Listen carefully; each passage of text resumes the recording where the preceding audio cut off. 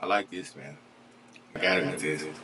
Oh, what's going on? How you doing? It's your friendly neighborhood barber, Shadow Barber, brand ambassador for the Hyperdope Water Resistant Color Enhancement. What I came to do on this video is, look, you either got it or it's on the way. But we also considered, what about the people who've never used water resistant color enhancement? There are some things that you need to know on how to apply it to make sure you get the absolute best results. So what I'm gonna do is I'm gonna put together a tutorial right now, send it directly to you, straight to you. You ain't gotta go look for it, it's coming straight to you, start to finish, on what you need to do to get the absolute best results out of your Hyperdope water resistant color enhancement. Come roll with me, let me show you how to get this thing done.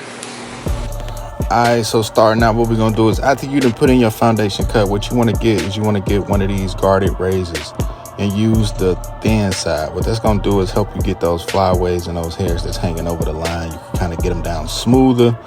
And then we're going to go with some Barbasol. We use the aloe infused Barbasol because it's going to help remove all the oils out of the hair. When you're putting on water resistant color enhancement, you definitely want to put it on the skin and the hair, not on dirt and anything else, products that's left in the hair, nothing like that, right? Take that hot towel, put the hot towel on there just to kind of open the pores up and get everything out of the skin, off of the skin. You want that skin as clean as you can get it. I highly recommend a shampoo before you do this as well.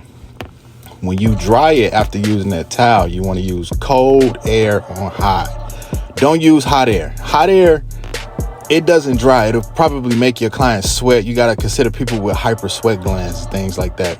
Then you're going to take your clippers. I prefer using a deep tooth trimmer because it's going to catch all the hair. I'm not going to have to do a whole lot of work. We're going to put in our foundational lining, which is going to be your lining. Always remember that enhancements are there to enhance what you already done. So make sure you put your lining in good. Take your barber pencil.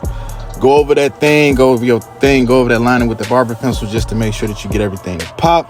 This is also going to help frame out that lining so that when you go ahead and add your enhancements, you're not adding it places that it doesn't need to be.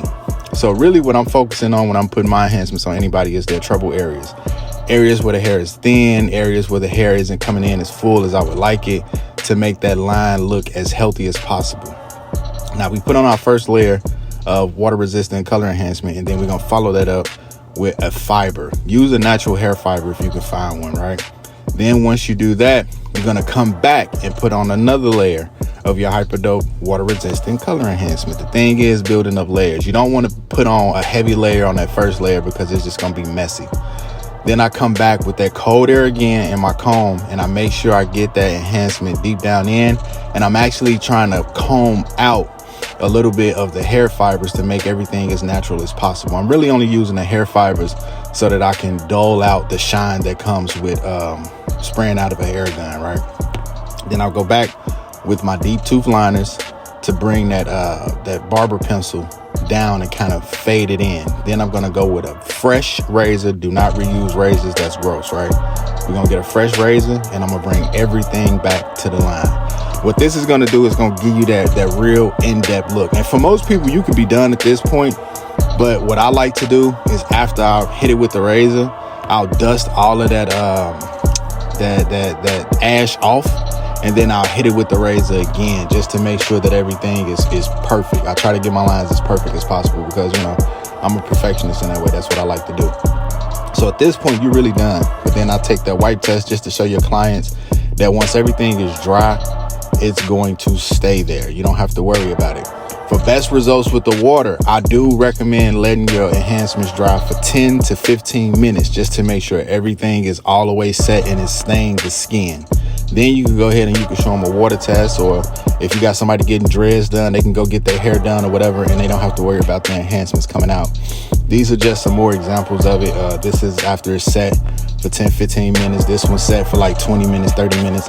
And you can see the longer you let it set, the more water resistant it is. Thank you again so much for your purchase, and I hope this helped you.